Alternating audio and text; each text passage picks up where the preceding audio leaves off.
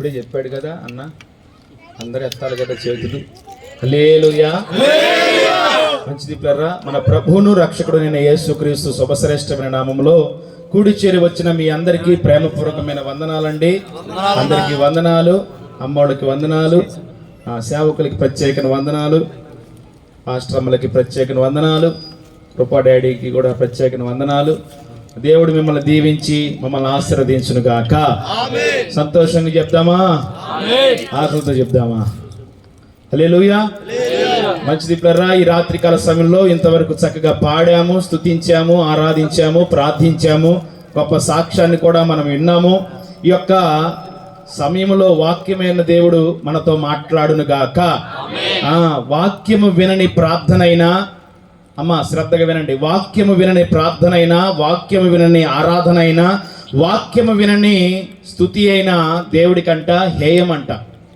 పాటలు పాడేదాకా బాగుంటాం, ప్రార్థించేదాకా బాగుంటాం, ఏమండి సాక్ష్యాలు చెప్పేటప్పుడు వినేటప్పుడు కూడా బాగానే ఉంటాం. కానీ దేవుని వాక్యము వస్తున్నప్పుడు ఏమైపోతుందంటే నిద్రలోకి జారిపోతూ ఉంటాం.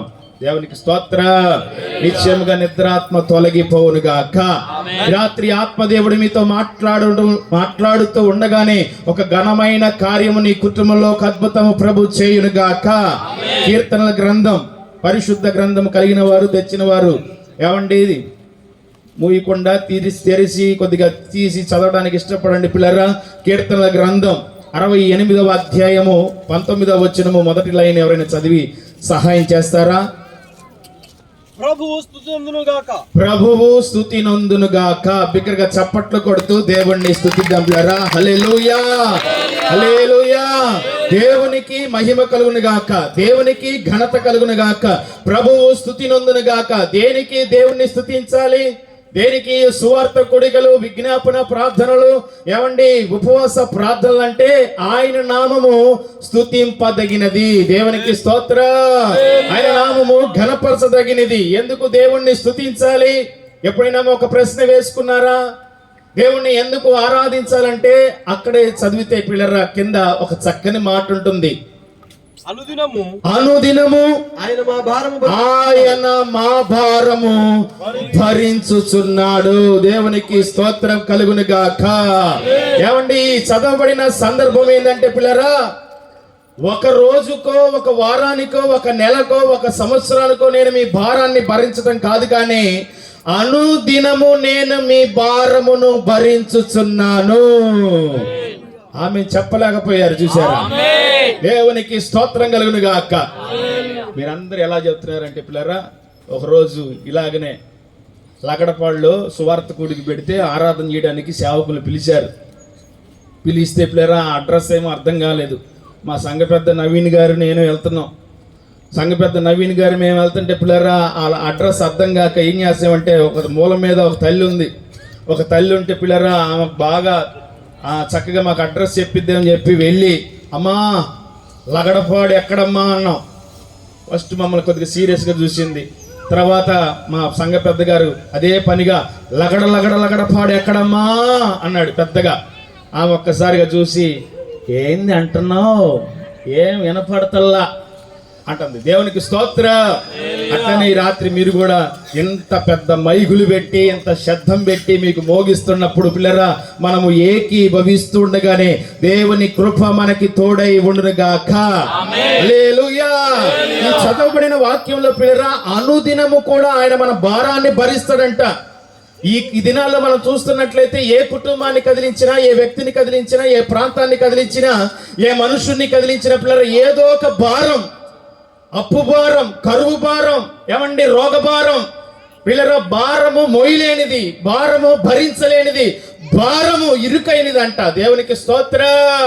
అయితే నా ప్రభు ఈ రాత్రి ప్రవచనాత్మకంగా మాట్లాడుతున్న మాటలు ఏంటంటే, నీ భారము నేను అనుదినము భరించుచున్నాను. బిగ్గరగా చప్పట్లు కొడుతూ దేవుణ్ణి స్తుతిద్దాం. హల్లెలూయా, హల్లెలూయా. బైబిల్ గ్రంథంలో మనం చూస్తున్నట్లయితే చాలా భారాలు రాశారు, చాలా సమస్యలు కూడా ఉన్నాయి అక్కడ. ఆ సమస్యలకి పరిష్కారం కూడా అక్కడే ఉంది. దేవునికి స్తోత్ర. రాత్రికాల సమయంలో ప్రియులరా నీ కుటుంబంలో ఏదైతే భారముగా ఉన్నదో, ఏదైతే వేదనగా ఉన్నదో, ఏదైతే ఆటంకంగా ఉన్నదో, నిశ్చయముగా నా ప్రభు నీ భారాన్ని భరించునుగాక.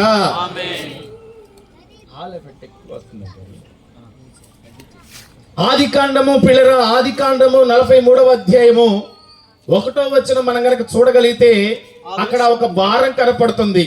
ఆ దేశమందు కరువు భారముగా ఉండెను. దేవునికి స్తోత్రం. పిల్లరా, దేశం అంటే మట్టి కాదు, దేశం అంటే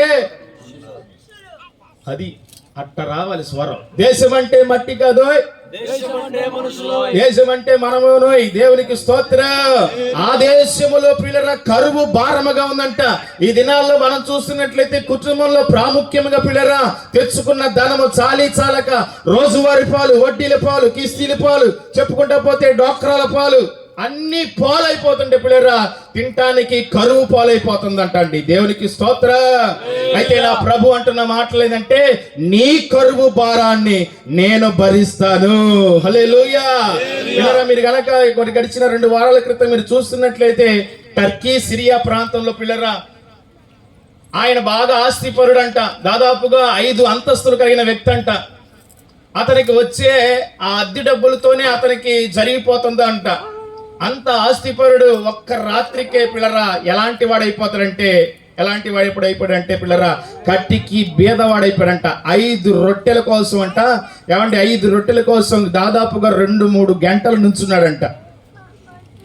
ఈనాడు కుటుంబాల్లో పిల్లరా ప్రారంభం బానే ఉంటుంది, ప్రారంభము ఆశీర్వాదకరంగానే ఉంటుంది. కానీ పిల్లరా బిడ్డలు పెరిగే కొందికి, తల్లిదండ్రులు పెరిగే కొందికి, సమస్యలు పెరిగే కొందికి కుటుంబంలో ఏమైపోతుందంటే కరువు. ఆ కరువు పిల్లరా అరువు తెచ్చుకున్న తీర పట్ల దేవునికి స్తోత్ర. ఎలాంటి కరువు అంటే పిల్లరా ఒక ప్రాంతానికి ఒక సేవకుడు అంట, ఒక సేవకురాలు 2 బిడ్డలను వేసుకొని సేవకు వెళ్ళాడంట. తెచ్చుకున్న ధనం అంతా అయిపోయిందంట పిల్లరా. ఇక చెప్పుకుంటా పోతే పిల్లరా ఆ కుటుంబం ఎంతగా దీన స్థితికి వచ్చిందంటే, ఎంత కరువు స్థితికి వచ్చిందంటే బిడ్డలకి పెట్టుకోలేని స్థితిలోకి వచ్చేసారంట. ప్రారంభ దశలో పిల్లరా ఎవరినైనా అడగలుగుతారు, ఎవరి మీద చేతులు చాపగలుగుతారు? ఆ సేవకులు పిల్లరా. అయితే ఆ ప్రాంతంలో నివసిస్తున్నప్పుడు పిల్లరా తల్లిదండ్రులకు, పెద్దలకు పిల్లరా ఆకలి. ఎలాంటి ఆకలి అంటే పిల్లరా చేయి చాపి అడగలేని స్థితి. అయితే పిల్లరా తల్లి తండ్రి నీళ్లు తాగుతూ ఒక రోజంతా గడిపారంట. చిన్న బిడ్డలు కూడా నీళ్ళ తాగుతూ ఒక రోజంతా గడిపేశారంట. 2వ రోజు వచ్చేసరికి పిల్లరా చిన్నపిల్లలు బాగా నీరసం అయిపోతుంటే పిల్లరా తల్లిదండ్రులు బాగా బాధపడుతూ ప్రార్థన చేస్తుంటే పిల్లరా ఈ బిడ్డ ఏం చేశారంటే ఆడుకుంటా బాగా ఆకలి అవుతుందమ్మా, నేను తట్టుకోలేకపోతున్నానమ్మా, ఆ నీళ్లు తాగితే వాంతి అయిపోతుందమ్మా, ఏదైనా కొంచెం అన్నం పెట్టమ్మా అని చెప్పి ఆ బిడ్డ ఏడుస్తాడంట అండి. ఆ తల్లి ఏం చేయగలిదండి? ఇంటి యజమానుడు తెస్తేనే కదా ఏదైనా. అయితే పిల్లరా ఆ ఇంటి ఎదురుగానే పిల్లరా మారని కుటుంబం ఉందంట. ఆ కుటుంబంలో ఆ బిడ్డ అంట ఇంత పళ్ళెం నిండా అన్నం వేసుకొని వచ్చిందంట. పళ్ళెం నిండా అన్నం వేసుకొని వచ్చి కూర్చొని చక్కగా తింటుందంట. ఆ బిడ్డ అంతే ఆ అన్నంకెళ్ళి అట్ట చూస్తున్నాడంటండి. అంతే జాలిగా చూస్తుంటే ఒక్క ముద్దైన పెట్టకపోదా అని చెప్పి దగ్గరికి వెళ్తే ఏమి మా పళ్ళెంకల్లా చూస్తున్నావు అని చెప్పి ఒక గదుం గదిగిందంట అండి. పిల్లరా ఆ బిడ్డ ఏం చేయాలి అర్థం కాక కాసేపు అంతే ఉండి ఆ పళ్ళెంలో అంట ఒక అన్నపు గడ్డను తీసుకొని పరిగెత్తాడంట. పరిగెత్తగానే పిల్లరా ఇక ఆ బిడ్డ వాళ్ళ తల్లి పెద్దగా అరుచుకుంటూ వచ్చాడంట. ఎక్కడి నుంచి వచ్చారయ్యా? బ్రతకలేక, పని చేసుకోలేక మా ప్రాంతానికి వచ్చి ఏంటి మా పిల్లల పళ్ళెంలో ఉన్న అన్నం లాక్కపోతున్నారని చెప్పి పెద్దగా అరుచుకుంటూ వచ్చారంట అండి. ఆ సేవకుడు ఒక్కసారిగా అమ్మా ఎందుకమ్మా అంటే అరుస్తావు? అరవమాకమ్మ, చిన్నపిల్లడు ఏదో తెలియక తెచ్చుంటాడు, నేను తీసుకొస్తానని చెప్పి పిల్లరా వెళితే ఆడంట ఆకలితో ఆ తలుపు చాటును దాంకొని ఆ అన్నపు గడ్డనట్ట పట్టుకొని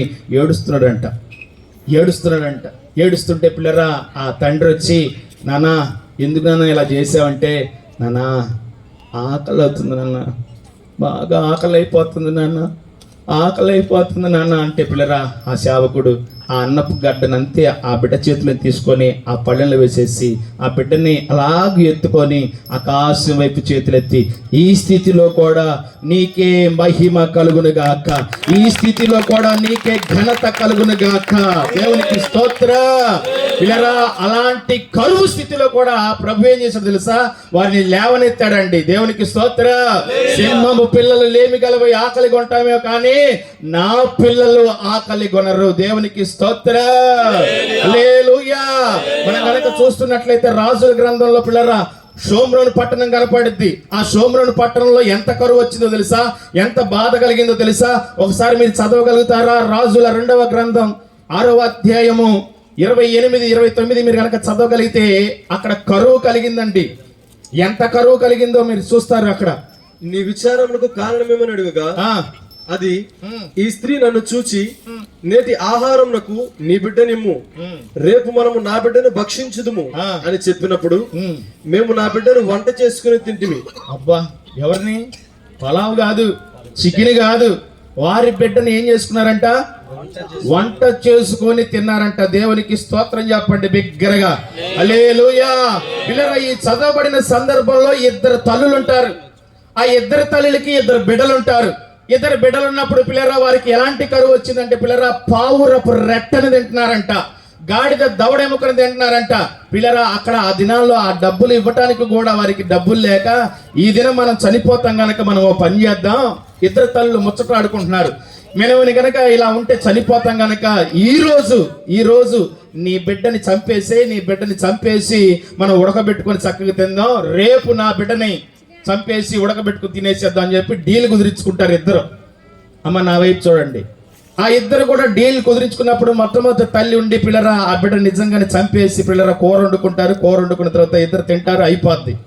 2 రోజుల దాకా ఆ బిడ్డను తింటారు. తర్వాత 3వ రోజు వచ్చిద్ది, నీ వంతు వచ్చిద్ది. అయితే పిల్లరా ఆ తల్లి వంతు వచ్చినప్పుడు ఆ తల్లి చెప్పే మాట ఏంటంటే, నీ బిడ్డని తినటానికి ఒప్పుకున్నా బాగానే ఉంది, చంపుకోవడానికి ఒప్పుకున్నా బాగానే ఉంది, నా బిడ్డని నేను ఇవ్వను, నా బిడ్డ నాకు కావాలి నన్ను చంపుకోగా నా బిడ్డను చంపొద్దు అని చెప్పి అన్నప్పుడు పిల్లరా వాళ్ళ కూటం రాజు దగ్గరికి వెళ్ళిపోద్ది.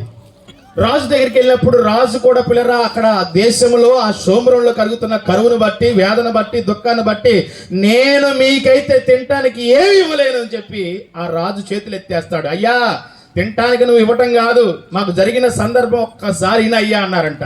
చెప్పండి అమ్మా అంటే వాళ్ళు అంటారు, ఇదిగో మా ఆకలిని బట్టి, మా కరువును బట్టి, మా ఇబ్బందిని బట్టి మొదట ఈ బిడ్డని మేము వండుకొని తినేసాం, అయిపోయింది. రెండవదిగా ఈ బిడ్డని మేము చంపుకొని తినాలి. ఈ తల్లి అడ్డం తిరుగుతున్నప్పుడు ఆ రాజు అంట బొల్లు అని ఏడుస్తాడంట.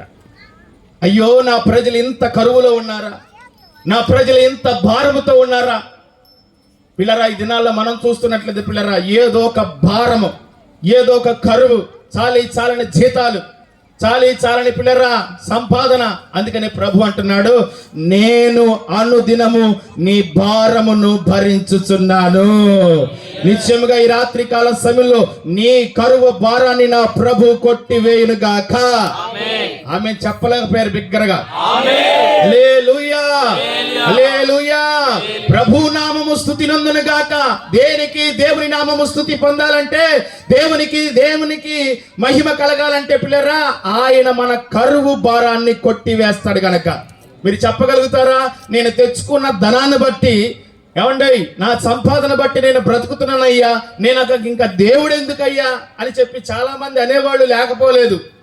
మరి కరోనాలో మనం చూస్తున్నట్లయితే పిల్లరా ఆస్తిపరులు, భూపతులు, అధిపతులు, ఏమండి చక్రవర్తులు సైతమే వారి ధనాన్ని వారిని కాపాడలేకపోయింది, వారిని రక్షించలేకపోయింది. అవునంటారా కాదంటారా? అమ్మా, ఎందుకు మేము తిరుగుతున్నారు చిన్నపిల్లలు?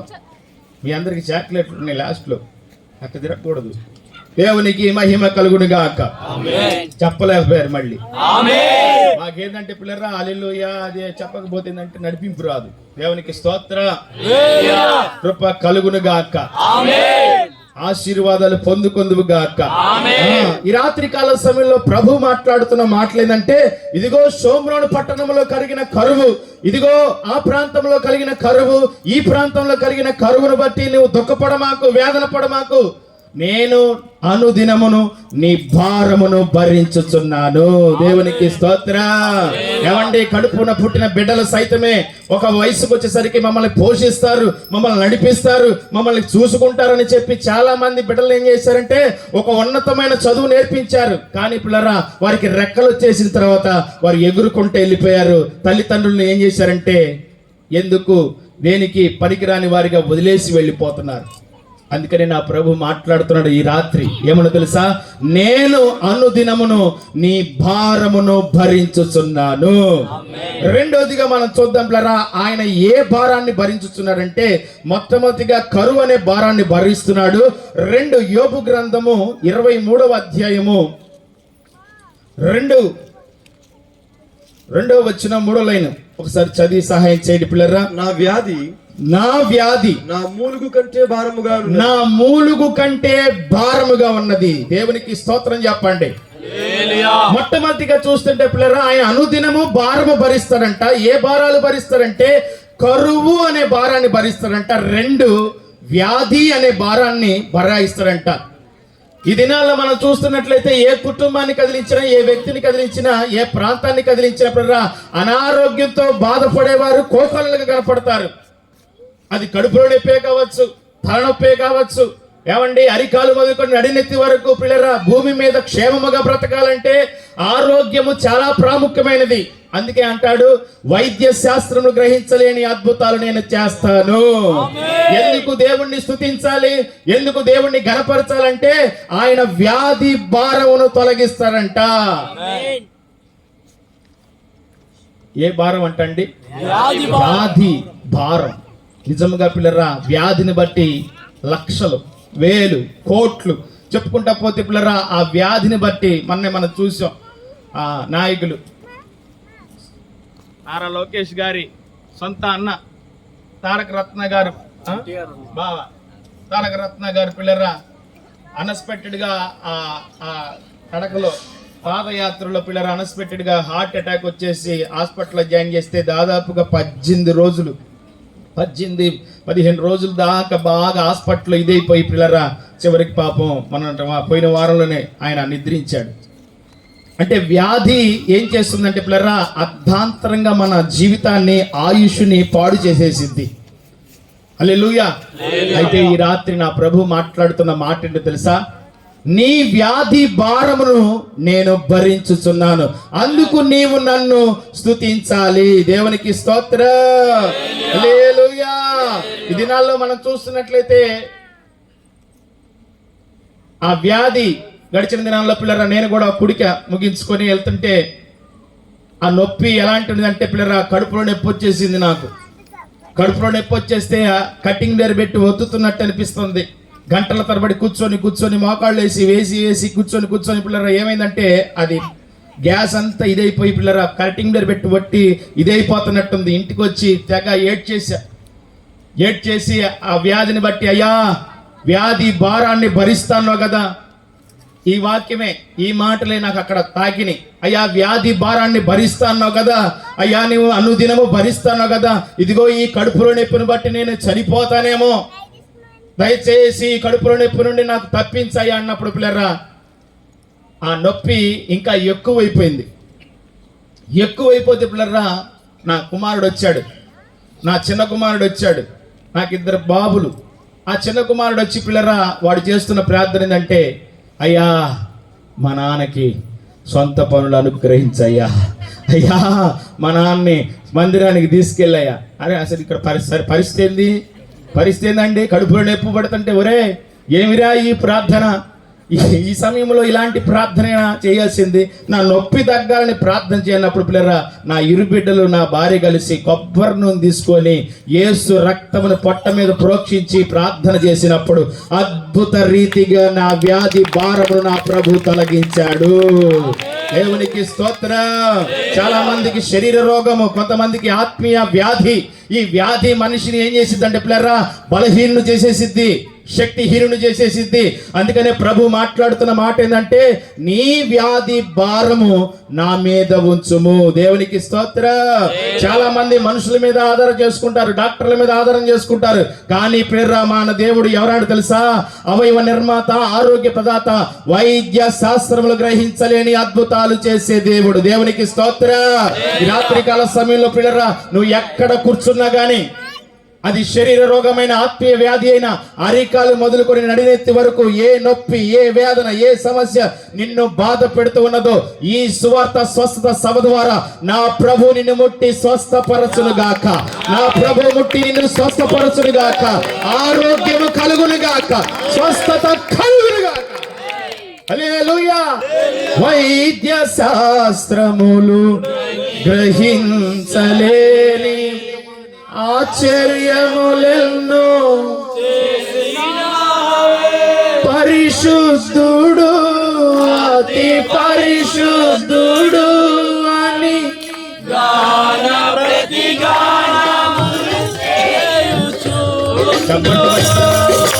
పరిశుద్ధుడు, అతి పరిశుద్ధుడు అని గాన ప్రతిగానములు చేయుచున్నాను. ప్రియక దేవుడైన యెహోవాను కిరుబులు గరాబులు, కిరుబులు గరాబులు నిత్యము ఆరాధించుదురు. పరిశుద్ధుడు, అతి పరిశుద్ధుడు అని గాన ప్రతిగానములు చేయుదురు. పరిశుద్ధుడు, అతి పరిశుద్ధుడు అని గాన ప్రతిగానములు చేయుదురు. హల్లెలూయా. దేవునికి మహిమ కలుగును గాక. నలుగురు వ్యక్తులంట పిల్లరా పక్షవాయువుతో బాధపడుతున్న వ్యక్తిని యేసు ఉన్న చోటకి తీసుకొచ్చారంట. యేసు ఉన్న చోట పిల్లరా బహుగా విస్తారమైన గుంపు, జనమనే గుంపు. ఆ గుంపు మధ్యన ఆ పక్షవాయువు కలిగిన వ్యక్తిని తీసుకువెళ్ళాలంటే పిల్లరా చోటు లేదంట. చోటు లేకపోయేసరికి పిల్లరా ఆ ఇంటి యజమానుడు పిల్లరా నివసిస్తున్న ఇంటి పైకప్పులు విప్పి పిల్లరా ఆ మంచముతో పాటు ఆ వ్యక్తిని దింపినప్పుడంట వారిలో ఉన్న విశ్వాసాన్ని బట్టి ప్రభు అద్భుతం చేశాడంట. దేవునికి స్తోత్ర. హల్లెలూయా. ఇంకా మనం చెప్పుకుంటా పోతే ప్రేర శతాధిపతి విశ్వాసాన్ని బట్టి ఏం చేశాడు? ఎక్కడో ఉన్న దాసుడిని స్వస్థపరిచాడంట. ఈ రాత్రి నీవు ఆవగింజంత విశ్వాసం కలిగి ఉంటే నా ప్రభు నిన్ను ముట్టి స్వస్థపరచునుగాక. 12 సంవత్సరాలుగా ఎక్కని డాక్టర్ లేడు, ఏమండి ఎక్కని మెట్టు లేదు. అయినా కానీ పిల్లరా ఎవరో చెప్పారంట. ఆ చెప్పిన మాటను బట్టి నేను ఆయనతో మాట్లాడటం కాదు, ఆయన నా మీద చేతులు ఉంచితే కాదు, ఆయన వస్త్రపు చెంగును పట్టుకుంటే నాకు స్వస్థత కలిగిందని చెప్పి ఆ జన సమూహంలో వెళ్ళి వస్త్రపు చెంగు ముట్టుకోగానే 12 సంవత్సరాల నుండి బాధపడుతున్న తల్లిని ప్రభు ముట్టి స్వస్థపరిచాడంట. ఎవరికి స్తోత్ర. ఇంకా చెప్పుకుంటా పోతే 12 సంవత్సరాలు కాదు కానీ 18 సంవత్సరాలుగా నడు వంగిపోయిన స్త్రీనంట ప్రభు చూచి ముట్టి స్వస్థపరిచాడంట అండి. దేవునికి స్తోత్ర. ఇంకా చెప్పుకుంటా పోతే 38 సంవత్సరాలుగా, ఎన్ని సంవత్సరాలండి? 38 సంవత్సరాలుగా కోనేరు కాడ పడుకున్న వ్యక్తిని ప్రభు ముట్టినప్పుడు స్వస్థత కలిగిందంట. దేవునికి స్తోత్ర. ఈ రాత్రి నేను ప్రకటిస్తున్న నజరేయుడైన యేసు నీతో మాట్లాడుతున్న మాటలు ఏంటో తెలుసా? నీ రోగము ఎన్ని సంవత్సరాల నుంచి ఉన్నదో నాకు తెలియదు కానీ నా ప్రభు నీతో మాట్లాడుతున్నాడు. నీ రోగము నుండి స్వస్థత కలిగే రాత్రే ఈ రాత్రి. ఆమె చెప్పలేకపోయారు, బిగ్గరగా చెప్పలేకపోయారు. హల్లెలూయా. విశ్వాసంతో పలకాలండి. ఒక వ్యక్తి చెగలూరుపేటలో ఒక ఆయన ఉన్నాడంట. బాగా తిరిగే ఆయనే, బాగా నడిచే ఆయనే, బాగా పాటలు పాడే ఆయనే. ఉన్నట్టుండిగా పిల్లరా పక్షవాతం వచ్చిందంట. పక్షవాతం వస్తే పిల్లరా అందరికి చూపిస్తే ఆయన నరాలు సచ్చిపడిపోయినాయి, ఇక ఎందుకు పనికిరారు అన్నారంట. అయితే పిల్లరా సేవకులు వెళ్ళి ప్రార్థన చేస్తున్నారంట. మామూలు ప్రార్థన చేశారంట, ఉపవాస ప్రార్థన చేశారంట, అన్ని ప్రార్థన చేసినా కానీ కదలక రాలేదంట. అయితే పిల్లరా ఆయన దినచర్య ఏంటి అని చెప్పి ఆ తల్లిని అడిగారంట ఆ సేవకులు. అమ్మా బాగా తిరిగే టైంలో ఈయన ఏం చేశాడంటే బాగా పాటలు పాడతాడయ్యా, బాగా పాటలు పాడతాడయ్యా, పాటలు పిచ్చిందయ్యా అన్నప్పుడు పిల్లరా ఆ సేవకులు అంటే ఏం చేశారు తెలుసా? ఆ సేవకులంట ఆ పక్షవాయం కలిగిన వ్యక్తి దగ్గర కూర్చొని పాడుతున్నారంట పాటలు. ఏమని? యేసయ్య నీతో నా బ్రతుకు బ్రతుకుగా మారేనులే, నీవు నన్ను నడిపించగలవు, నేను నడువవలసిన త్రోవలో. హల్లెలూయా. ఆ పక్షవాయువు కలిగిన వ్యక్తి అంట ఎప్పుడైతే స్తుతి ప్రారంభించారో, ఆరాధన ప్రారంభించారో ఆ చేతుల్లో కదలికలు వచ్చిందంట, ఆ నరాల్లో కదలికలు వచ్చినాయి అంట, ఆ ఎముకల్లో కదలికలు వచ్చినాయి అంట, ఆ శరీరంలో దేహములో నా ప్రభు కదలికను పుట్టించాడంట. దేవునికి స్తోత్రం. స్తుతి నీ పరిస్థితిని ఖచ్చితంగా మారుస్తుంది. చుట్టాలు మన పరిస్థితులు మారుస్తారో మార్చడో నాకు తెలియదు, కానీ నేను ఆరాధిస్తున్నా, ప్రకటిస్తున్నా నజరేయుడైన యేసుని కనుక నీవు విశ్వసించగలిగితే నా ప్రభు నిశ్చయముగా నిన్ను, నీ కుటుంబాన్ని, నీ పరిస్థితుల్ని ఆయన మార్చగలిగిన దేవుడు. దేవునికి స్తోత్రం. దేవుని పిల్లరా, నా పేరు దయాకర్, మా ఊరు గుంటూరు, శారదా కాలనీ 3వ లైన్లో ఉంటాం. పిల్లరా, 2 బిడ్డలు, ఇష్టపడి చేసుకున్నాం, కష్టపడి చేసుకున్నాం. అయితే పిల్లరా కాలక్రమేణా 2006 సంవత్సరంలో మ్యారేజ్ అయింది. 2007లో పెద్ద బాబు పుట్టాడు. భార్యకి చెప్పిన మాట ఏంటంటే, కుటుంబస్తులకు చెప్పిన మాట ఏంటంటే, త్రాగుడు అలవాటు లేదు, సిగరెట్ల అలవాటు లేదు, ఏమండోయ్ ఏ అలవాటు లేదు, నేను బుద్ధిమంతుడని చెప్పాను ఆ ఇంటి వాళ్ళకి. దేవునికి స్తోత్రం. మా అత్తగారు ఊరు ఇక్కడే యనమదల, మీరు వెళ్ళి చెప్పారు. దేవునికి స్తోత్రం. హల్లెలూయా. మా అత్తగారు ఇక్కడ ఊరు ఇక్కడే యనమదల. అయితే పిల్లలు అలా చెప్పగానే వాళ్ళు అనుకున్నారు స్మార్ట్ బాయ్ దొరికాడు, మంచి అబ్బాయి దొరికాడు అని చెప్పి ఎగిరి గంతేశారు, యాహూ అన్నారు అని. పిల్లరా ఆ దినాల్లోనే పిల్లరా 2006 సంవత్సరంలో 20,000 రూపాయలు జీవాలు ఉంటే జీవాలు అమ్మి, మరి జీవాలు అంటే తెలుసు కయ్యా, ఏదయ్యి గొర్రెలు, ఆ గొర్రెలు అమ్మి మరి పిల్లరా 20,000 రూపాయలు కట్నం ఇచ్చారు. పిల్లరా బాగానే ఉంది, బాగానే భారీ ఎత్తున పెళ్లి చేసుకున్నాం, బుడదలు వెళ్ళి పెళ్లి చేసుకుని పిల్లలు ఇంటికాడ భారీ ఎత్తున ఫంక్షన్ పెట్టారు. 250 మందిని పిలిచాం. ఆ రోజుల్లోనే ఆ 20,000 పిల్లరా 250 మందికి సరిపోగా కట్నం ఎంత వచ్చిందో తెలుసా? సారీ, దాని ఏమంటారు, చదివింపులు ఎంత వచ్చింది తెలుసా? 700 రూపాయలు వచ్చినాయండి. 20,000 రూపాయలు ఖర్చు పెడితే 700 ఇచ్చారండి. మరి దారుణం. నాకే ఇచ్చారు చదివింపుల పుస్తకంలో, నేనే కూర్చున్నా ఆ రోజు. ఎందుకంటే ఊరు లేరు కనుక, అందరూ ఎవరి పనులు వాళ్ళు ఉన్నారు. ఒక ఆమె వచ్చి 20 రూపాయలు ఇచ్చి 10 రూపాయలు రాసుకుని 10 రూపాయలు అంది. అబ్బో, ఇంత టాలెంట్ పర్సన్లు కూడా ఉంటారా అనిపించింది ఆ రోజుల్లో. మీరు ఎక్కడికి వెళ్ళిపోయారు, ఫ్లాష్ బ్యాక్ వెళ్ళిపోయారు. మా పెళ్లి రోజుల్లో అయితే అయ్యా మరి మాకైతే బాగా ఇచ్చారయ్యా అని ఫ్లాష్ బ్యాక్ లోకి వెళ్ళిపోయారు. దేవుడికి స్తోత్రం చెప్పండి. అయితే నా దేవుని పిల్లరా కుటుంబం కాలక్రమేణా జరుగుతూ ఉంటే చిన్నగా ఇందాక అన్న చెప్పాడు, ఎవరు యేసుబాబు అన్న చెప్పాడు, చిన్నగా సిగరెట్లకి, ఎంసీలకి, సఫారీలకి కైని అలవాట్లేదని. నాకు దేవుని కృపను బట్టి అది అలవాటు చేసుకోవాలి. కానీ పిల్లరా మందుకి బానిసనైపోయా. ఎంతగా బానిస అయిపోయాయంటే పిల్లరా కుటుంబము చాలని జీతం, ఆ జీతాన్ని బట్టి కుటుంబాన్ని నడిపించుకోలేక పిల్లరా పెద్ద బాబు తుమ్మాడంటే వాడికి ఒక 10,000, చిన్న బాబు తుమ్మాడంటే వాడికి ఒక 10,000, తెచ్చుకున్న ధనమంతా రోగాల పాలు, వడ్డీల పాలు, కిస్తీల పాలు అయిపోతుంటే పిల్లరా ఈ బాధలను బట్టి, ఈ వ్యాధులను బట్టి, ఈ సమస్యలను బట్టి త్రాగుడికి అలవాటైపోయాను. ఎంతగా అలవాటైపోయానంటే పిల్లరా ఇక అది లేకపోతే నేను లేను అన్నట్టు అయిపోయా. అలాంటి స్థితి అయ్యా నాది.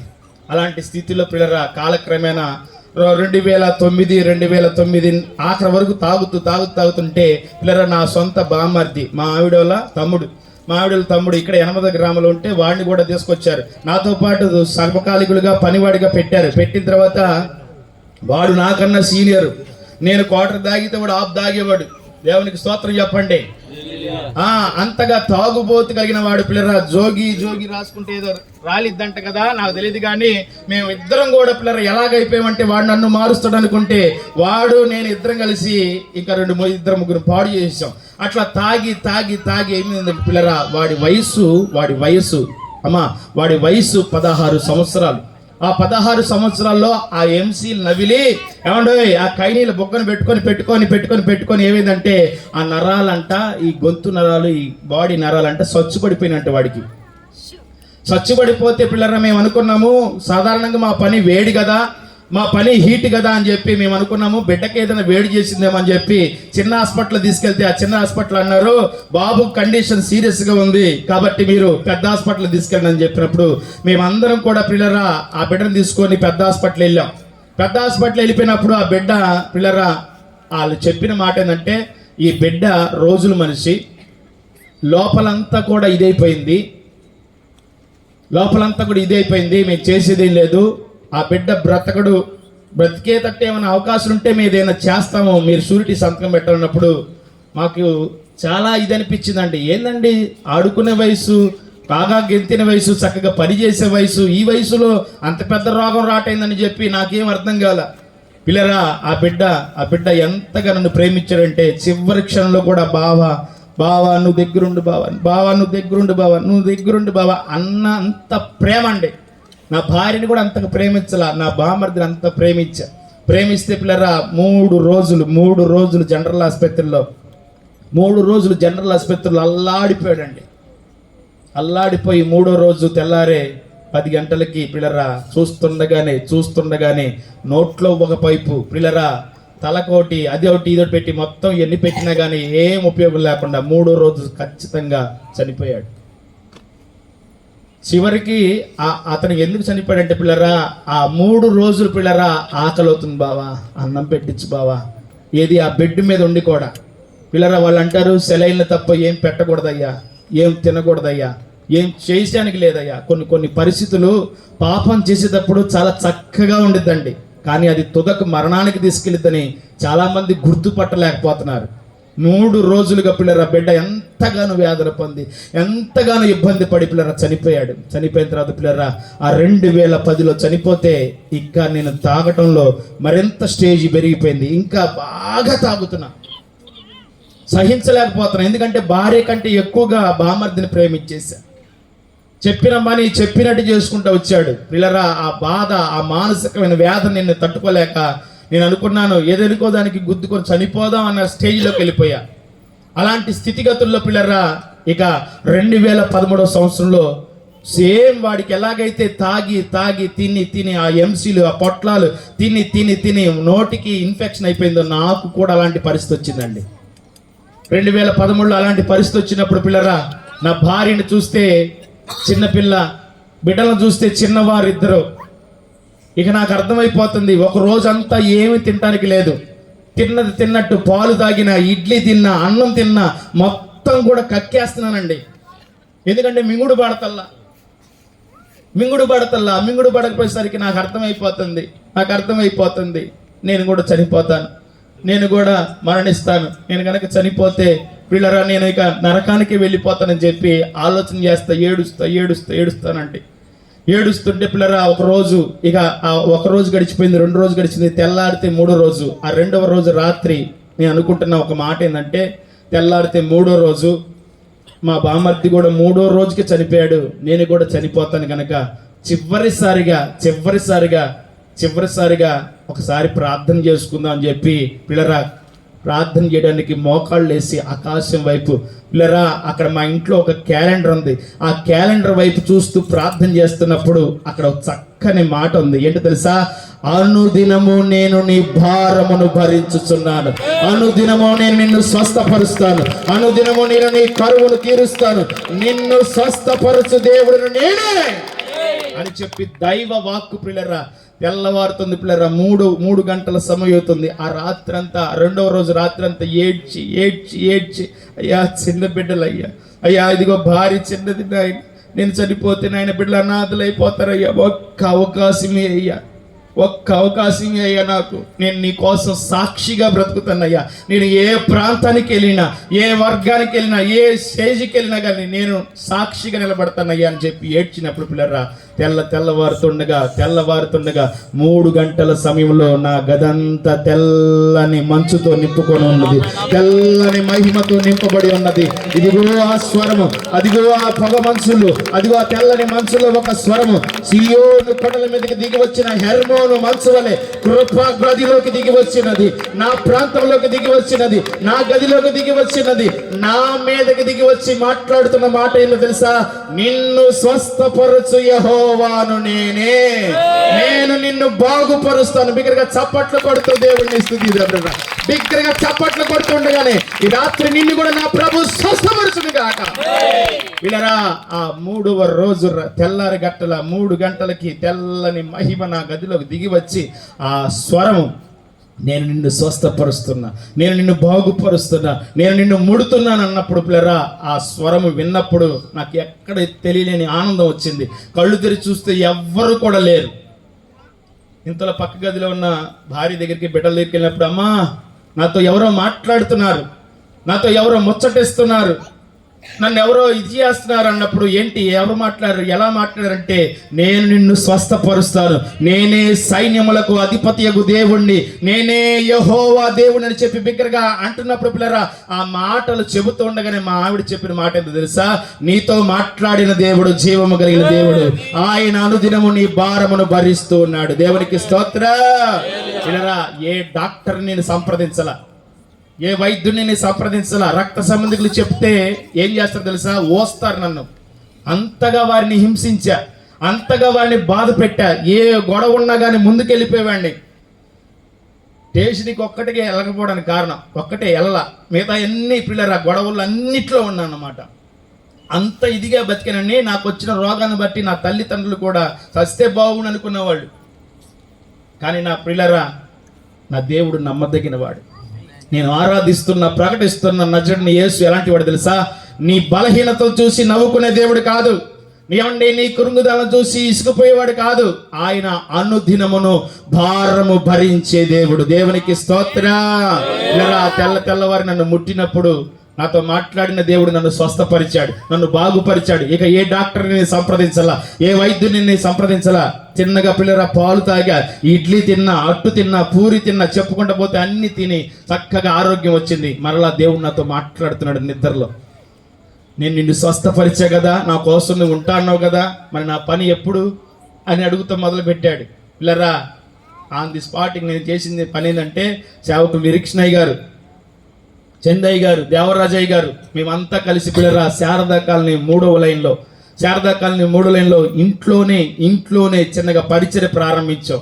బుధవారం కూడికలు ప్రారంభించాం. దేవుడు చేసిన మేలును జ్ఞాపకం చేసుకుంటూ ప్రారంభించి కొద్ది కాలం అయిన తర్వాత హోసనా మినిస్ట్రీస్లో ట్రైనింగ్ చేసాం అందరం. ట్రైనింగ్ చేసిన తర్వాత పిల్లరా తలా ఒక ప్రాంతం వచ్చాం. మొట్టమొదటిగా చందయ్య గారిని నాయకత్వంలో అక్కడికి వెళ్ళాం కట్ట మీదకి. అది అయిపోయిన తర్వాత నాయుడిపేట గ్రామం వచ్చాం. పిల్లరా మీకు ఆ భారము తొలగిపోవాలంటే, ఆ వేదన తొలగిపోవాలంటే ప్రభు ఎలాంటి కార్యాలు చేస్తాడంటే చాలా అద్భుతాలు చేస్తాడు.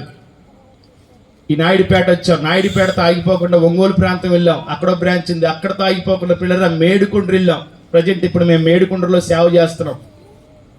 అనేకులు అక్కడ మార్చబడి ప్రభు తట్టు తిరిగారు. చివరిగా దేవరాజయ్య గారు మందపాడు గ్రామంలో దేవుడు 5 సంఘాలు ఇచ్చాడండి. దేవునికి స్తోత్రం చెప్పారా? ఈ 5 సంఘాల్లో దాదాపుగా పిల్లరా 400 మంది మా సంఘ బిడ్డలుగా మార్చబడ్డారు. దేవునికి స్తోత్ర. ఎక్కడ సేవ, ఎక్కడ త్రాగుడు, ఎక్కడ ఇది. అదే దినాల్లో పిల్లరా ఆ భారము నా ప్రభు నా భారాన్ని భరించకపోతే, నా మొర వినకపోతే దేవుడు ఇన్ని కార్యాలు చేసేవాడా అండి? దేవుడు నా జీవితంలో ఏం చేశాడు తెలుసా? నా కరువు భారాన్ని కొట్టివేశాడండి, నా అప్పు భారాన్ని కొట్టివేశాడండి, నా రోగ భారాన్ని కొట్టివేశాడండి, నా వ్యాధి భారాన్ని కొట్టివేశాడండి. దేవునికి స్తోత్ర. ఈ రాత్రికాల సమయంలో నీ భారాలు కూడా కొట్టివేయబడాలంటే ఒకే ఒక్క పని చేస్తే నిశ్చయముగా నా ప్రభు నీ భారాలు కొట్టివేయునుగాక. చదవండి, ఒక్క మాట చెప్పి నేను ముగించేస్తా. హెబ్రీయులకు రాసిన పత్రిక 12వ అధ్యాయము 2వ వచనం మీరు చదివి సహాయం చేయండి. ఇంత గొప్ప సాక్షి సమూహము మేఘము వలె మనను ఆవరించి ఉన్నందున మనము కూడా ప్రతి భారమును మనము కూడా ప్రతి భారమును సులువుగా చిక్కులు పెట్టి పాపము ఇదిగో సులువుగా చిక్కులు పెట్టి పాపమును విడిచిపెట్టి విశ్వాసమునకు కర్తయు దానిని కొనసాగించు వాడునైనా యేసు వైపు చూచుచు మన ఎదుట ఉంచబడిన పందెములో ఓపికతో పరిగెత్తెదముగాక. ఈ చదవబడిన వాక్యంలో పిల్లరా 3 విషయాలు మనకు కనపడతాయి. మొట్టమొదటిగా అంట మనం విడిచిపెట్టాలి. చెప్పండి అమ్మా, చెప్పండి. విడిచిపెట్టాలి. ఏం విడిచిపెట్టాలి? ఎంత ఖరీదైన భోజనం తిన్నా గానీ రాత్రి తెల్లారి ఏం చేయాలని? విసర్జించాలా లేదా? ఏమండో చెప్పండి, విసర్జించాలా లేదా? లేదయ్యా, నేను ఖరీదైన భోజనం 300 ప్లేట్ తిన్నాను, నేను ఉంచుకుంటానంటే ఏమైంది? కడుపు పగిలిపోద్ది. దేవునికి స్తోత్ర. అలాగునే పిల్లరా, ఇంకా మనం ఏం విడిచిపెట్టాలంటే అక్కడ రాసిన మాట ఏంటంటే, ఆ ఒక్క మాట చూపించి నేను ముగించేస్తా పిల్లరా. దినవృత్తాంతాల 2వ గ్రంథం 7వ అధ్యాయము 14వ వచనం మీరు చదివితే ఏం విడిచిపెట్టాలి, ఎందుకు విడిచిపెట్టాలి అంటే అక్కడ చక్కని మాట ఉండుద్ది. నా పేరు పెట్టబడిన నా జనులు తమ్ము తాము తగ్గించుకొని ప్రార్థన చేసి నన్ను వెదకి తమ చెడు మార్గములను విడిచినడలా. ఏంటంటే ఏం విడిచిపెట్టాలి? అవును, సీరియస్ అయిపోయారే, ఆకలితో ఉన్నారా? ఈ ఒక్క మాటేనండి. దేవునికి స్తోత్ర. ఏం విడిచిపెట్టాలంటే పిల్లరా, చెడు మార్గాలు విడిచిపెట్టాలి. దేవునికి స్తోత్ర. ఏమిటయ్యా చెడు మార్గాలు? మేము చక్కగానే ఉంటున్నాం కదా, మేము చక్కగానే బ్రతుకుతున్నాం కదా, మాలో ఏముంది చెడు అంటే? అందుకనే బైబిల్లో చక్కని మాట ఉంది. ఏంటో తెలుసా? నాలో పాపము లేదని చెప్పుకొని ఎడలా నేను ఏమైపోతానంట? అబద్ధికుని అయిపోతానంట. పిల్లల చూపుల ద్వారా కావచ్చు, మాటల ద్వారా కావచ్చు, తలంపుల ద్వారా కావచ్చు, ఊహల ద్వారా కావచ్చు, ఏమండి ప్రవర్తన ద్వారా కావచ్చు, ఏదో ఒక చెడు నీ కుటుంబంలో నీలో ఏలుబడి చేసిద్ది. ఆ చెడు మార్గాన్ని విడిచిపెట్టాలి. ఏమండి పాపముతో నేను ఉంటాను, నాకు పరిశుద్ధత కూడా కావాలంటే కుదరదు. మనం కనుక చూస్తున్నట్లయితే పిల్లల జక్కయ్య ఇంటికి వెళ్ళినప్పుడు యేసు ప్రభుల వారంట జక్కయ్యని చూస్తుండగానే జక్కయ్య కంట అర్థమైందంట. ఏమని? నేను పాపినని అర్థమైందంట అండి. నేను అయ్యా అన్యాయంగా ఇంతమంది దగ్గర తీసుకున్నాను, నేను అన్యాయంగా ప్రవర్తించానని చెప్పి నేను ఎంతైతే తీసుకున్నానో దానికి 4 గింతలుగా ఇస్తానని చెప్పినప్పుడు ఆ జక్కయ్యని దేవుడు ఎలాగ ఆశీర్వదించాడు తెలుసా? నీవు బహుగా ధనము సంపాదించుకునే వాడివి అవుతావు, నీవు ఆరోగ్యవంతుడు అవుతావు అనలేదు, కానీ నీవు కూడా అబ్రహాము కుమారుడివే. బిగ్గరగా చప్పట్లు కొట్టలేకపోయారు. దేవునికి మహిమ కలుగును గాక. యెహెజ్కేలు గ్రంథంలో ఇంకో మాట ఉంటుంది. 18వ అధ్యాయము 31వ వచనంలో మీరు చూస్తే యెహెజ్కేలు గ్రంథంలో చక్కని మాట. ఏం విడిచిపెట్టాలంటే పిల్లరా, మీరు జరిగించిన అక్రమ క్రియలన్నిటినీ విడిచి చాలండి. దేవునికి స్తోత్రం చెప్పండి.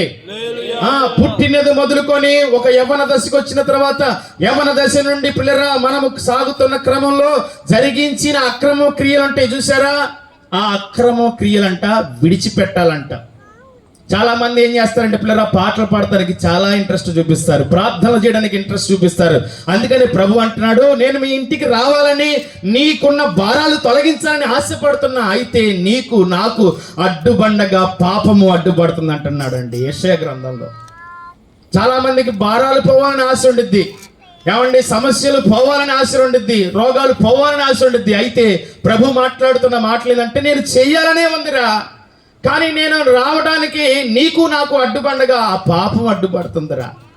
పిల్లరా, 2వ రోజు రాత్రి నేను చెప్పిన మాట ఏంటంటే, పాపినైనా నన్ను క్షమించయ్యా, ఎన్నో పాపాలు చేశానయ్యా, భార్యని హింసించానయ్యా, బిడ్డలు హింసించానయ్యా, అయ్యా తల్లిదండ్రులు హింసించానయ్యా, దయచేసి నా అక్రమ క్రియలంటే నేను విసర్జిస్తానయ్యా, నాకు గనక ఒక ఊపిరిస్తే నేను నీ సేవ కోసం నిలబడతానయ్యా అనంగానే పిల్లరా ఆ పాపపు స్వభావం అంతా తొలగిపోయింది. దేవుని మహిమ పరలోకం నుండి దిగి వచ్చింది.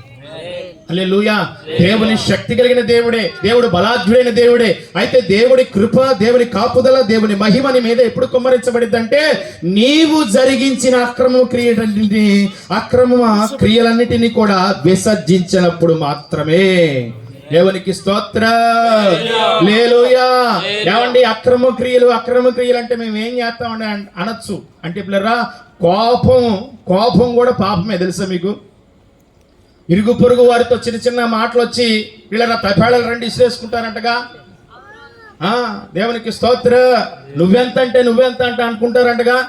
ఏమండి మా ఊళ్ళకి చెప్పాను అనుకో గుంపులుగా దిగుతారు అని అంటారంటగా. అది కూడా పాపమేనంటగా. గర్వం పిల్లరా, పరలోకంలో అంట దేవదూతల సైన్య సమూహంతో ఆరాధించితే యేసు ప్రభుల వారు సైతమే మెస్ప్రైజ్ అయితే పిల్లరా, అతను చేసిన పాపం ఏంది తెలుసా అమ్మ? హృదయంలో అనుకున్నాడంట లూసిఫర్. ఏమనుకున్నాడంటే నేను కూడా ఆయన పోలికగా, నేను కూడా మహిమకు అర్హుడిగా అని చెప్పి హృదయములో అనుకొని గర్వించాడంట. ఆ గర్వంతో పిల్లరా ఆయన చేసిన మంచంతా కూడా పోయి పిల్లరా పరలోకంలో నెడితే భూమి కింద పడిపోయాడంటండి. అంటే ఈ రోజుల్లో మనం చూస్తున్నట్లయితే పిల్లరా, కుటుంబంలో ఏదైతే అక్రమ క్రియలు ఉన్నాయో వాటిని గనక నువ్వు విసర్జించకుండా, విడిచిపెట్టకుండా, యేసు ప్రభు నా భారం భరించాలి, యేసు ప్రభు నా మొరణాలని నువ్వు ఎన్ని కూడికలకు వచ్చినా, ఎన్ని ప్రార్థనలకు వచ్చినా కానీ నీ భారాలు తొలగించబడవు. అందుకని ఈ రాత్రి మీరు అడగాల్సిన మాట ఏంటంటే, మా చెడు మార్గాలు పోవాలంటే మేమేం చేయాలి? మా అపవిత్రతను మేము తొలగించుకోవాలంటే మేమేం చేయాలయ్యా? అది కూడా చెప్పొచ్చు కదా అని చెప్పి మీరు అడగాలి. అందుకనే ప్రభు మనకు చేసిన గొప్ప కార్యం ఏంటంటే, మన నాయుడుపేట ప్రాంతంలో ఏమండి పక్క సందు అటు తిరిగితే గొప్ప దేవుని మందిరం ఉందండి. సేవకులు ఎలాంటి వారు తెలుసా? మీకు ఇచ్చిన సేవకులు ఉద్యోగం చేస్తే దాదాపుగా 20,000 రూపాయలు. అయ్యగారు వ్యాపారం చేస్తే దాదాపుగా 20,000 రూపాయలు, 40,000 రూపాయలు అండి వాళ్ళకి శాలరీ. 3 ఆడబిడ్డలు. ప్రారంభంలో వాళ్ళు పిల్లల పరీక్షలకు రాకమున్నపు బిడ్డల్ని గవర్నమెంట్ స్కూల్లో కాకుండా ప్రైవేట్ స్కూల్లో చదివించుకొని నెలకి వాళ్ళకి ఫీజులు కట్టుకున్నారు. కానీ పిల్లరా ఎప్పుడైతే ఈ ప్రాంతాన్ని ప్రేమించాడో దేవుడు, ఈ ప్రాంతాన్ని మీద దృష్టి పెట్టాడు దేవుడు, ఇదిగో ఈ సేవకుల్ని ఈ ప్రాంతానికి నడిపించాడండి. వాళ్ళు నడిపించినంత మాత్రాన ఊరకలేరండి, ఆత్మల కోసం పాటు పడుతున్నారండి. ఆత్మల కోసం పాటు పడుతున్నారు. ఎంతగా పాటు పడుతున్నారంటే అందరూ అన్నారు, వాళ్ళ చుట్టాలు అందరూ అన్నారు, ఈ సేవకులు నిరీక్షణయ్య గారిని, విజయమ్మ గారిని, అక్కడ ఉన్న వాళ్ళు రక్త సంబంధికులు అన్నారు, 3 ఆడబిడ్డలు ఇచ్చారు కదా, వాళ్ళ నిమిత్తం మీరు ఎంత దాచారు, ఎంత సంపాదించారు, వాళ్ళకి ఏం చేస్తారు, వాళ్ళ ఫ్యూచర్ ఏంటి అని చెప్పి గదివేరండి. కానీ వాళ్ళు చెప్పిన మాట ఏం తెలుసా? దేవుడు నాకు ఇచ్చాడు, నేను దేవుడి కోసమే నిలబడతాను. అది శ్రమైన, ఇబ్బంది అయినా, వేదనైన, ఆటంకమైన, అభ్యంతరమైన ఆయన పని చేస్తూనే మేము ఉంటాము. దేవునికి స్తోత్రం హల్లెలూయా. మాలాంటి సేవకుల్ని ఆ కుటుంబం నిరీక్షణయ్య గారు కానీ, విజయమ్మ గారు కానీ ఎంతగా బలపరుస్తారంటే, ఇక్కడ కూర్చున్న మా అందరినీ కూడా మాకు పెద్ద దిక్కుగా ఉండి అధినేత, మా యేసయ్య దయా మినిస్ట్రీస్కి నిరీక్షణయ్య గారు అధినేత అన్నమాట. అలాంటి వ్యక్తి పిల్లరా అంత ఆదాయం కలిగినప్పటికీ దానిని విసర్జించేసి ఈ నాయుడు ప్రాంతానికి, ఇదిగో ఈ గ్రామానికి సమర్పించుకొని సేవ చేయడానికి వచ్చేసారండి. దేవునికి స్తోత్ర. పిల్లరా మనం చెడు నడతని విసర్జించాలంటే మనకై మనం విసర్జించలేం. ఎప్పుడు ఆ చెడు నడత పోతుందంటే దేవుని వాక్యముని చెవుల్లోకి వెళుతున్నప్పుడు, దేవుని వాక్యముని హృదయంలోకి వెళుతున్నప్పుడు, దేవుని వాక్యముని ప్రాణాత్మ దేహాలను ముడుతున్నప్పుడు నిత్యముగా నీ ప్రతి చెడు నడత తొలగిపోతూ ఉంటుంది. బిగ్గరగా చప్పట్లు కొడుతూ దేవుణ్ణి స్తుతిద్దాం. హల్లెలూయా హల్లెలూయా. ఎప్పుడు, ఎందుకు, ఎలాగంటే పిల్లరా సెల్ ఫోన్ రిపేర్ వచ్చింది అనుకోండి, యాడికి వెళ్ళాలి? బట్టల షాప్కి వెళ్తే చేస్తారా? ఏమండి బట్టలు చినిగిపోయినాయి అనుకోండి, యాడికి వెళ్ళాలి? టైలరింగ్ షాప్కి వెళ్ళాలి, లేకపోతే టైలర్ దగ్గరికి వెళ్ళాలి, బట్టల షాప్కి వెళ్ళాలి. అలాగనే పిల్లరా ఈ శరీరాన్ని, ఈ దేహాన్ని, ప్రాణాన్ని కలగజేసిన ఈ శరీరము పాడైపోయినప్పుడు ఎక్కడికి వెళ్ళాలంటే ఆయన నివసిస్తున్న స్థలానికి మనం వెళ్ళాలి. ఎందుకంటే పిల్లరా ఆయన మనల్ని ఎలా చేసుకున్నాడంటే ఆయన పోలికగా చేసుకున్నాడు. దేవుడు ఎక్కడ నివసిస్తాడంటే ఆయన పరిశుద్ధ ఆలయమందు ఆయన నివసిస్తాడంట. దేవునికి స్తోత్ర. మీరు అనొచ్చు, హృదయమే దేవుని ఆలయం కదయ్యా, హృదయంలో కూడా యేసు ప్రభు ఉంటాడు కదయ్యా అంటే, దానికి ఒక మాట, ఒక తల్లి ఇట్లానే ఉపవాస ప్రార్థనకి రామ్మా, దేవుడు అద్భుతాలు చేస్తారు, సేవకులు కడుపు కట్టుకొని, విశ్వాసులు కడుపు కట్టుకొని, నోరు కొట్టుకొని ఆకాశం వైపు చేతులు ఎత్తి ప్రార్థన చేస్తారు, నీ సమస్యలకు విరుగుడు కలుగుతున్నప్పుడు ఆ తల్లి అన్న మాట ఏంటంటే, చర్చికి వస్తేనే చేస్తాడా, ప్రార్థనకు వస్తేనే చేస్తాడా మీ దేవుడు అన్నారు. అని ఏం చేసిందంటే పిల్లరా ఇంట్లోనే ప్రార్థన మొదలుపెట్టిందంట. ఇంట్లోనే ప్రార్థన మొదలుపెట్టి ప్రార్థన చేస్తుందంట. అయ్యా నేను చర్చికి వెళ్ళను కానీ ఇంటికి నువ్వే రాయ్యా అని చెప్పి ప్రార్థన మొదలుపెట్టిందంట. మొదలు పెట్టగానే ఫోన్ మోగుతుందంట, అని మోగిందంట. మోగంగానే గబుక్కుని ఫోన్ ఎత్తిందంట. ఎత్తంగానే అమ్మాయి డ్యూటీ దిగి వస్తాను వేడి నీళ్ళు పెట్టందంట. ఏదంట డ్యూటీ దిగి వస్తాను వేడి నీళ్ళు పెట్టందంట. సరే అని చెప్పి పిచ్చోడు వస్తున్నాడు అని చెప్పి ఆమె ఏం చేసిందంట పిల్లల ప్రార్థన పక్కన పెట్టి వేడి నీళ్ళు పెట్టేసి వెళ్ళిపోయిందంట. వెళ్ళిపోయి మళ్ళీ ప్రార్థనలో కూర్చుందంట. ప్రార్థనలోకి వచ్చి దించు దించు దించు అంటుందంట. దించిన తర్వాత పిల్లల భర్త వచ్చాడంట. భర్త వచ్చిన తర్వాత అమ్మాయి వేడి నీళ్ళు తోడు అందంట. బాగా అప్పటికే లేట్ అయిపోయేసరికి సలసల బాగా అవుతున్నాయి అంట. పిల్లరా ఈ తత్తర్లో ప్రార్థన తత్తర్లో ఏం చేసిందంటే వేడి నీళ్ళు తీసుకెళ్ళి ఆ బకెట్లో పోసిందంట. పోసి సన్నీళ్ళు పోయకుండా ఆ వేడి మసల నీళ్లు పెట్టేసి దొడ్లో వచ్చి మళ్ళీ ప్రార్థన మొదలు పెట్టిందంట. దించు దించు దించు దించు అంటుందంట. దించుదంటే పిల్లరా ఆ భర్త బాగా అలసిపోయాడు కదా, ఆ టెన్షన్లో ఏం చేయాలి అర్థం కాక ఏదేని వనంలో ఆదాములాగా తయారయ్యి వెళ్ళాడు. వెళ్ళిన తర్వాత పిల్లరా ఆ సన్నీళ్ళు పోసుకోవడం కూడా మర్చిపోయి అమ్మాయి మంచిగా తోడిందిలే అని చెప్పి డబ్బా ఇట్లా ముంచి పిల్లరా ఆ డబ్బా ఎంత ముంచి అమాంతంగా అట్లా పోసుకుందంట. అంతే ఆ ఉన్న 4 గంటలు ఆ వేడికంట సలా ఊడిపోయి కింద పడ్డాయంట. అమ్మాయి అంట బిగ్గరగా. ఒక్కసారిగా అమ్మాయి గారు ఏమంది, చర్చికి వస్తేనే చేస్తాడు కదా, చర్చికి వస్తాడే చేస్తాడు కదా. ఆ అమ్మాయి ఒక్కసారిగా పిల్లరా ఒక్కసారి ఏమైందంటే వచ్చే 10 హిమాలిందారా వేడి నీళ్లు తోడావు సన్నీళ్లు తోడలేదు ఏందని చెప్పి రోహల బండ తీసుకుని ఎమ్మడబడ్డా అంట. పాస్టర్ గారు ఎక్కడున్నారండి, ఇంట్లో ప్రార్థన చేసుకోకూడదండి, ఎన్ని శ్రమలండి, చర్చిలో ప్రార్థన చేస్తానంటే అప్పుడు అన్నా అంట చేసుకో అమ్మా ఇంట్లో చేస్తా అన్నావుగా చేసుకోపో అంటే పిల్లరా ఇంట్లోకి వీధిలోకి లేదా మందిరంలోకి తేడా ఏంటంటే ఇంట్లో సినిమాలు చూస్తాం, బూతులు మాట్లాడతాం, వ్యర్థమైన ముచ్చట వేస్తాం. కానీ దేవుని మందిరంలో అంట వ్యర్థమైన దానికి ఇదేనికి చోటు ఉండదంట. దేవునికి స్తోత్ర. ప్రత్యక్ష గుడారములో పరిశుద్ధాత్మ దేవుడు ఏ విధముగా దిగి వచ్చి ఇదిగో యాజకుడితో మాట్లాడాడో అలాగూ దేవుని మందిరంలో ఆయన మహిమ ఉంటుంది పిల్లరా. హల్లెలూయా. యెహోవా మహిమ మందిరం నిండా నిండుకున్నప్పుడు జనులు వాక్శక్తి చేత నింపబడ్డారంట. దేవునికి స్తోత్ర. శరీర రోగమైన ఆత్మీయ వ్యాధి అయినా తొలగించబడాలంటే యాడికి వెళ్ళాలి చెప్పండి అమ్మా. అందుకే అంటాడు భక్తిహీనులతో నివసించుట కంటే దేవుని మందిరంలో ఒక్క దినము గడుపుట. గడపంగా మనం మోకాళ్ళు నొప్పులండి. మీకు విషయం తెలుసా కిరిష్ణయ్య గారు, టైం అంటే టైమే. 10ంటికి స్టార్ట్ చేస్తే 12ంటికి మోటం అంటే మోయటమే. దేవునికి స్తోత్ర. హల్లెలూయా. మా చందయ్య గారే కొంచెం లాగుతాడు ఆ కాళ్ళలో లాగి పడేస్తాడు. దేవునికి స్తోత్ర. ఎంత ఎక్కువగా ఉంటే అంత ఆశీర్వాదం. దేవునికి స్తోత్ర. పిల్లరా ఈ రాత్రి కాల సమయంలో నేను మీ భారములు అనుదినమును భరిస్తాను. అయితే మీరేం చేయాలి చెప్పండి అమ్మా, ఏం చేయాలి చెప్పండి, ఏం చేయాలి? సులువుగా చిక్కులు పెట్టు ప్రతి పాపమును విసర్జించాలి, విడిచిపెట్టాలి. ఎవరైతే ఆ పాపాలని విసర్జిస్తారో, ఏ అక్రమాలు చేశారో వాటిని విడిచిపెడతారో, ఇదిగో పూర్వం జరిగిన అన్ని తీసేసాయి. దేవుడు నీకు కొత్త జీవితం ఇవ్వాలని, ఏమండి నీ భారాన్ని భరించాలని చెప్పి ఈ రాత్రి ఆశపడుతున్నాడు. ఆశపడిన ప్రాణాన్ని ప్రభు ఖచ్చితంగా ఏం చేస్తారంటే నెరవేరుస్తాడు వారి ఆశల్ని. అయితే నువ్వేం చేయాలంటే పిల్లరా జరిగించిన అక్రమ క్రియలంటిని విడిచిపెట్టుదువుగాక.